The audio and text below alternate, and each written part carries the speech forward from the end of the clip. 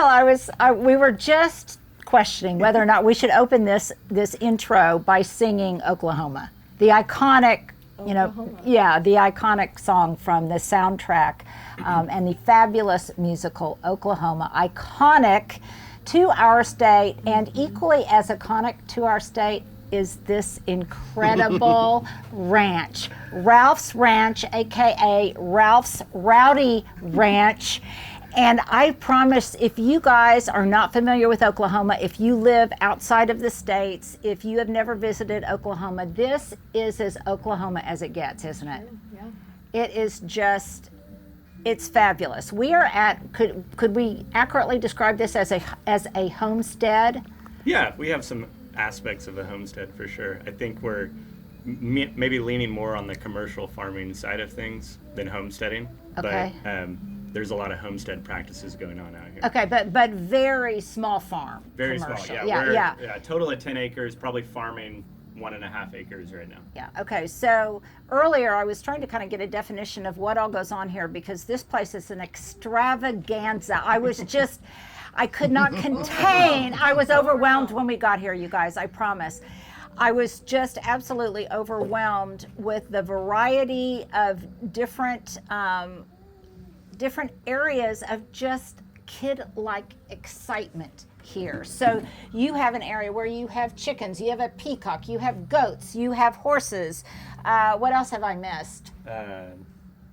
Puppies. Cats. Oh, yeah, and rescue horses. Okay, so that's just on the animal side. And then he has an area where he raises cut flowers. I mean, Stuart, right here, we should show some of his ranunculus that you had last month in the hoop house. He raises vegetables. He is really starting to raise lavender, which is amazing to me because Oklahoma ain't the kind of place where you think you could grow lavender.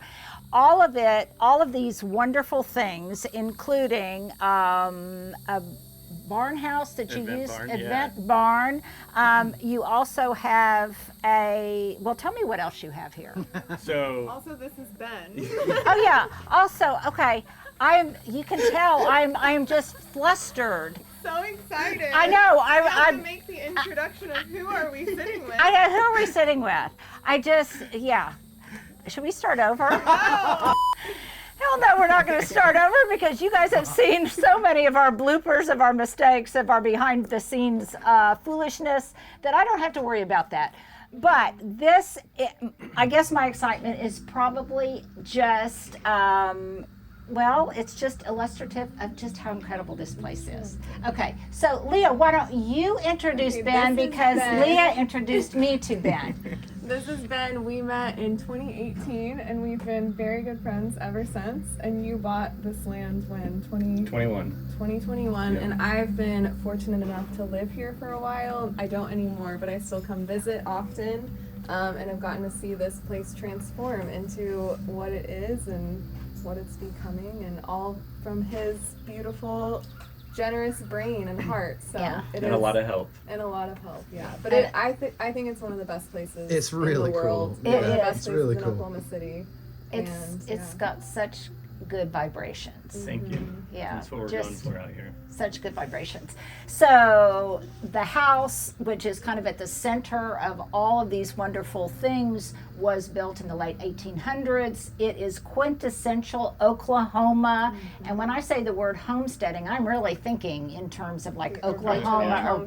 The original Sooners, the original Oklahoma homesteaders, because the house itself has red rock, the quintessential red rock we think about when we think about Oklahoma. Our red dirt. Our red dirt. And so describe a little bit more about the evolution of getting here, and really your muse for this place, your grandfather. Yeah.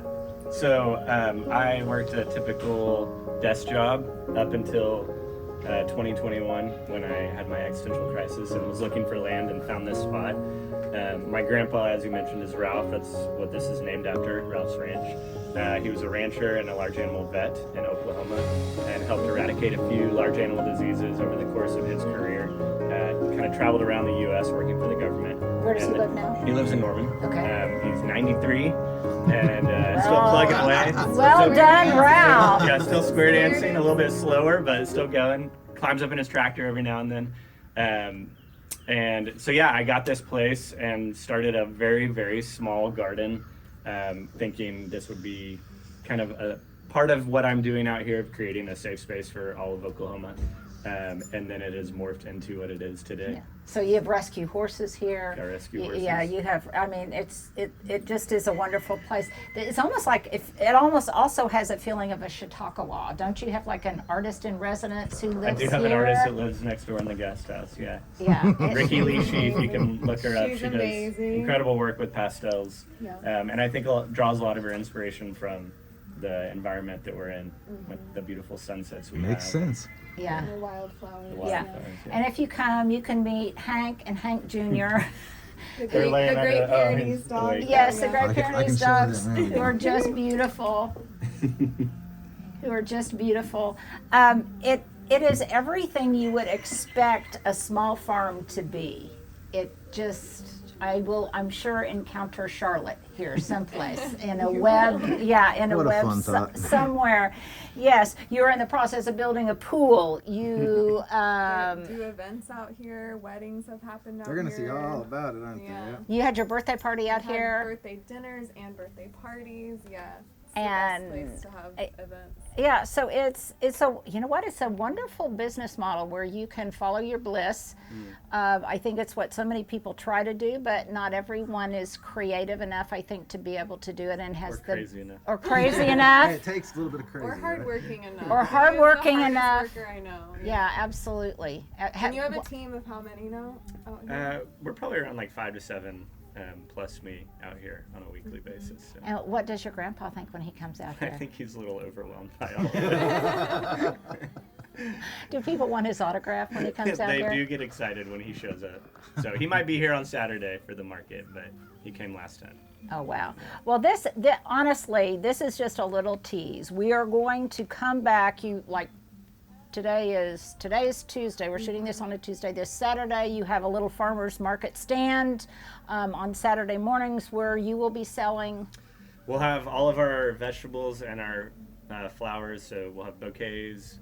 The vegetables will have our beets and onions and lettuce, kale, radishes, turnips. We will probably have some cucumbers. Those might go quick because they're not a ton yet. Our tomatoes aren't coming in yet. And Coffee. we'll have a full coffee bar. We'll have espresso Cut and flower. donuts. Will you have cut We'll flowers? have our cut flowers. We'll probably put them in bouquets. Yeah. So we'll have bouquets for sale. We'll have merch like this hat. Yes. And these these, cups. I love this. I love love this. these. A place for y'all.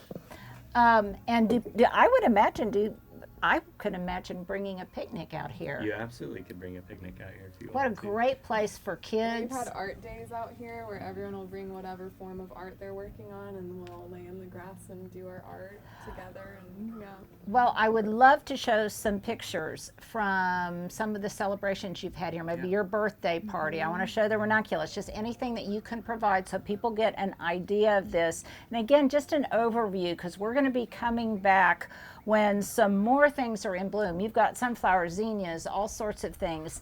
And it's 11 acres, and there's so much to take in that we just decided we needed to just divide this up and compartmentalize it according to space and activity and function and things like We that. need to stop being overwhelmed. Yeah, I just, That's You what gotta had to break do. it up. we need to break it up. And the indoors, oh my gosh, you guys. The inside is absolutely incredible, pretty much outfitted in its entirety with thrift store finds, with estate sale finds, the artwork, incredible, very, very Oklahoma inspired. There's a little speakeasy down in the basement. I'm just watching Ben over there. That's what I'm Yeah. There's what am I missing? It is just, well, let's just say it is profoundly Oklahoma, and it has been our profound honor to be exposed to this. Can we come back I would love and for you to share do that, all yeah. these little gems? And again, if you want to really familiarize yourself with the essence of Oklahoma in the country, the essence of Oklahomans, their friendliness and their warmth and generosity, then you're definitely going to want to come back and watch this series. Well, now we're here on Farm Stand today. It's Saturday. He does this once a month. People are really starting to arrive. We got here early so I could make sure that I get my beloved radishes. But people are starting to arrive. There's plenty of parking. There's festive music. There's snow cones. There's just all sorts of fun to be had. So you guys need to come out, meet both Hanks, meet Ben, and just have a great time.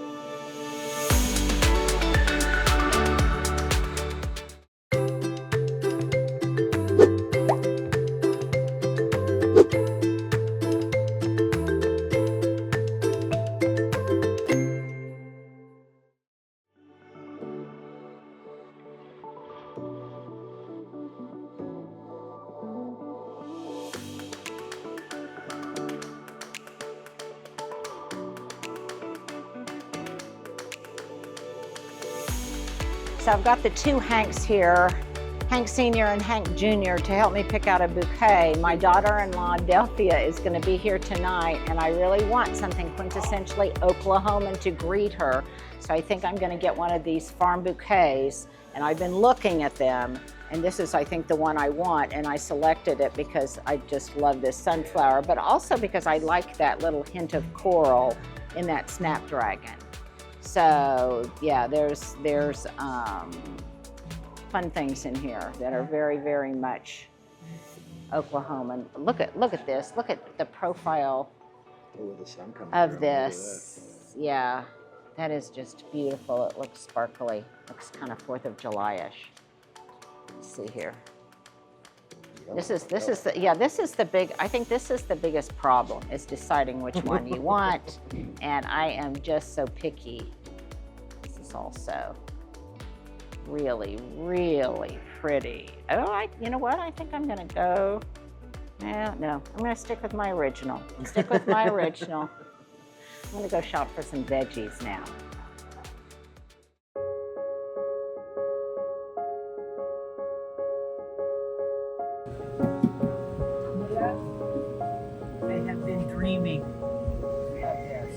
While you're here, make sure to check out their merch.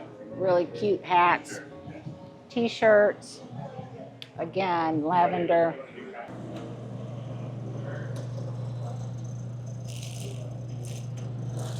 Kale spring mix. I'm gonna get some spring mix. I've already got kale.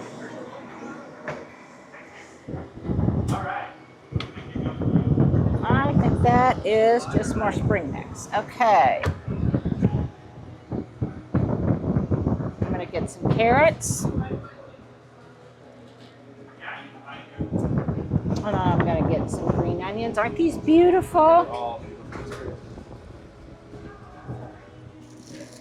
I'm gonna get a thing of, let me see, I want beets that are a little bit smaller, I think. Yeah, see these are a little bit smaller with one gigantic one. And then, ooh, this is what I have been waiting for. And I don't think anything is more beautiful than a bouquet of radishes. I mean, aren't those incredible? That might be two. No, it's just one. Excuse me. Okay, so I'm gonna get this. White radishes too. Yeah, the white radishes, those are really fun. Linda, tell us what you got. Okay, so I got 2 radishes, 1 carrot. Oh my gosh, look at this, you guys. Look at that carrot. You got grill marks. Yeah. Looks like the legs of a cowboy. It's so cool. I love when that's how they grow. When they're not grown perfectly, they look better to me. Yep. Got some scallions, got some spring mix, some beets, got my snow cone, got my beautiful bouquet. And now I am ready to go home and prep for my daughter-in-law. So here's your gardening takeout. An idea you can take home and employ in your own garden. And that is, while you're here, look at all of the different kinds of features like gates, light fixtures, troughs, mown paths, really rustic furniture. Look at all, it's just all here. Like, I just absolutely love this. The innovative use of hog wire just about everywhere. Lots of recycled pieces. It is just a marvel to behold. But not only is it a marvel, it is just one big expanse, 11 acres of ideas. Okay, so there are so many people here. I told you that the crowds were beginning to intensify, and I, for one, was really curious as to how people find out about this place. So I was talking to one person. This is so interesting. And one person said that they were just visiting Oklahoma City, and they asked where the best farmers market was to go to. And they said, well, coincidentally, it is the day of the month that Ralph's Ranch has their farmers market, and the barista told them to come here. So I think it's just so fun. So how do you gals know about this? Through Instagram. I just stumbled across the page and started following, and I saw that this event was going on today. So you haven't been here before? Nope, this is the first Okay, time. you too? And then she sent me the event, and I was so excited to come out here and see what they have going on. But they also always host concerts out here too. Yeah, so. I've seen a friend play out here. I think that's actually how I initially saw it on Instagram. Oh, really? Yeah, Well, I mean, isn't this an incredible event venue? it is so cool. I mean, just, it's really, really wonderful. I know you guys just went to an It's a exercise. beautiful concept, yeah. Yeah. To get your veggies, eggs, there's chickens Yeah. out here, the kids, Something dogs. Something so peaceful in like the middle of the city. Too. Yeah. Yeah, and I was amazed when I came out here for the first time that it's so close. Yeah. So if you come out to the farm on a Saturday farmers market day, make sure to look at their lavender. He's got some dried, yummy lavender bundles here. He's got some small starts. He's got some gallon-sized plant. And the brilliance of buying these is that they are Oklahoma tested, because it's what he's growing here. But while you're out here, I want you to pay attention to all of the really fun touches. And come over here, because I want you to meet a friend of mine.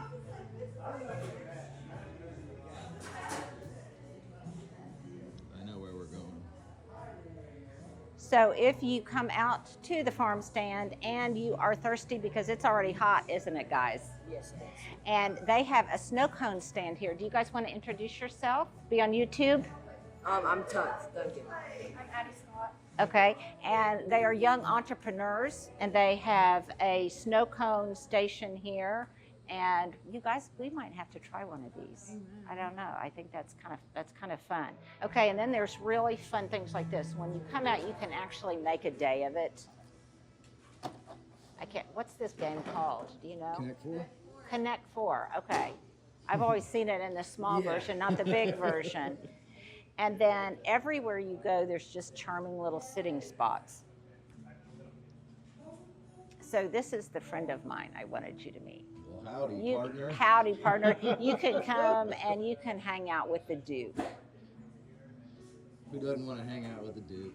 Well, and while you're here, you can hang out with peacocks and, you know, cows, and you can hang out with the Hanks, and it's just too fun.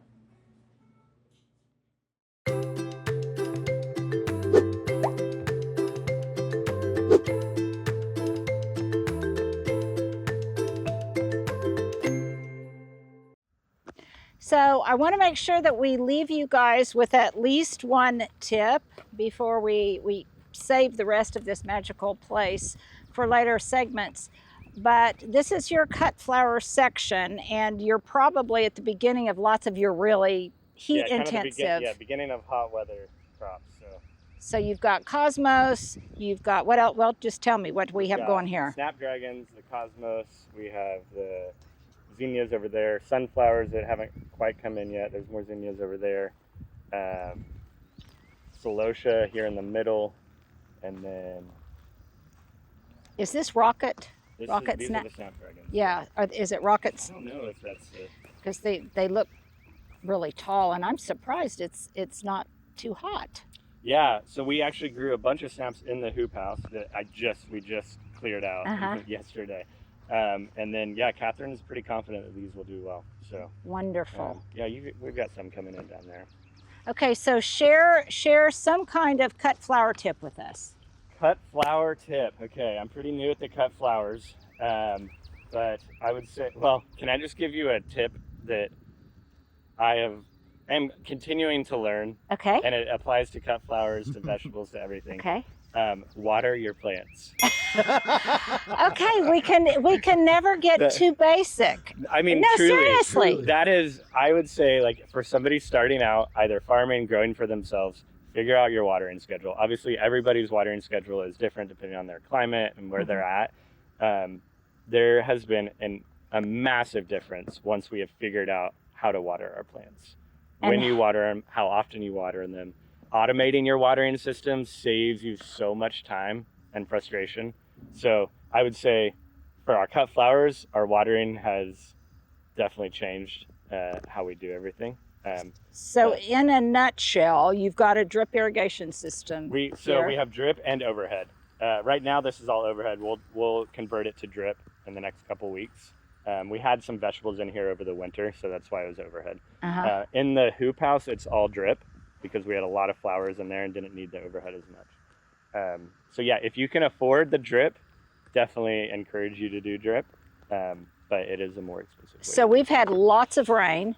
We have. And you're probably just now having to set up your routine watering schedule, am I right? So we grow almost year round. So early spring, late winter, there wasn't as much rain, so we kind of got our schedule set up there, and now we're kind of back onto it. So in the last week, yeah. So how, in general, knowing all of the vagaries that you just referred to in terms of climate and all of that kind of thing, how much do you water these beds in an Oklahoma summer? With what frequency? I would say every bed gets watered every day. Wow, okay. Yeah, for probably a minimum of 20 minutes up to about 45 minutes. So usually we're running irrigation in the morning. We have everything set up on different zones, so it can take up to like 6 hours to water to get through everything.